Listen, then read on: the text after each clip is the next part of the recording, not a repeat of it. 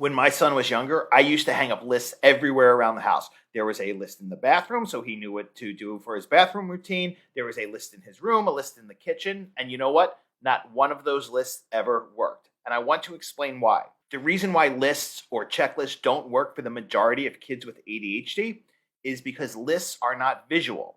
So the reason why kids with ADHD struggle with getting through daily routines is because they're not visualizing themselves doing the next upcoming task. And that is a result of difficulty with what's called nonverbal working memory, which is essentially how do you visualize yourself doing something in the future?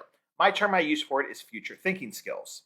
So what happens is when kids do not visualize what's coming up next, well, then they will just kind of sit there or they'll get distracted by something.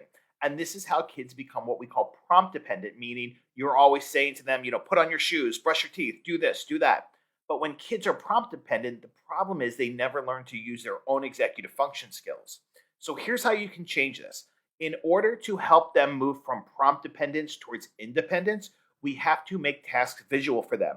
I'm not talking about those, boards you probably see on Pinterest where there's, pictures of different things they have to do. They have to see themselves doing the actual task in order to activate their nonverbal working memory.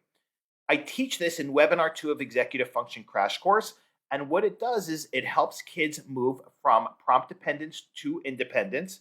But the other piece of that you have to do is you have to shift the way you use language as well in order to help build what's called self-directed talk, or what I call brain coach with kids.